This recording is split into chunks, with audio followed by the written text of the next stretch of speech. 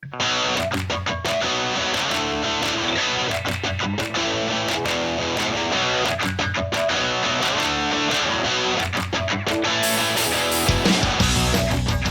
back to Head to Head, AL.com's weekly preview and prediction show.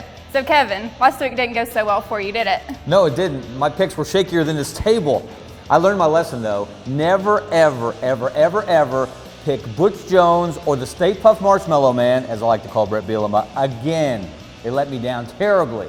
But hey, we've got a chance to make up. I've got a chance to come back, especially with some big games this week, led by Alabama versus Georgia.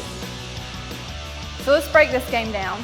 Now, let's look at Alabama last week. The offense was pretty boring, I would say. I think this is the game that Alabama gets more balance and back to the smash mouth football. So what you're saying is, for the first time in a while, Lane Kiffin is going to listen to the fans who've been shouting, "Run the dang ball." Yes, I think that's it. Of course, Georgia knows a little something about running the ball too. Nick Chubb trying to break a record set by Herschel Walker for consecutive 100-yard outings. He's got 12. That's as many as Herschel had. And if he can get 13, could that be the difference in this game? I think it could. This is going to be a really good matchup. Alabama, their defense, per game, they've only allowed 56 rushing yards.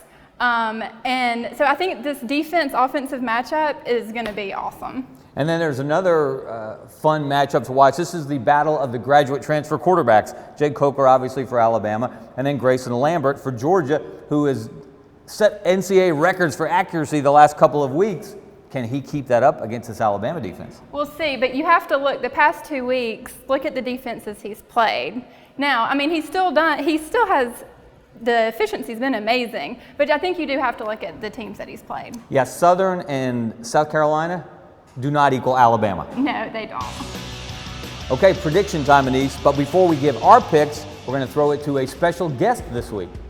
Thanks, Kevin. Big game for both teams this week. I think Alabama and Georgia are both at crossroads for their season. It could go either way for both teams. Early SEC matchup, but I see Alabama coming out on top. I think it's going to be a high-scoring game. I think they're going to try to put the ball in the air, do something with Nick Chubb. I see us winning about 44-41. But, you know, if I was a Georgia fan, I'm just glad that they're keeping those black jerseys in the dressing room. Didn't turn out too well for them last time.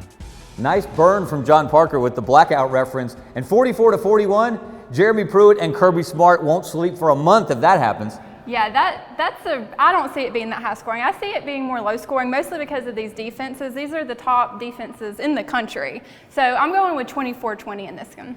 Who's going to win? Oh, Alabama. You say that like it's not even a question.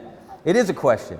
Georgia's good enough to win this game. This is the best opportunity that Mark Richt has had to beat both Steve Spurrier and Nick Saban in the same season, maybe go on and win that national championship, which he had. The one thing he hasn't gotten done at Georgia.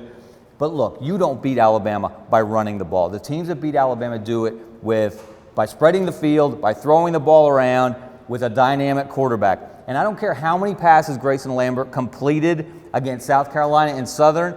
You know the best defense they played so far? Vanderbilt. You know what he did against Vanderbilt? 11 for 21 for 116 yards. Did not complete a pass in the first half. You're going to see a repeat of that. Alabama's going to win this game 28-21. You sound a lot smarter when you agree with me.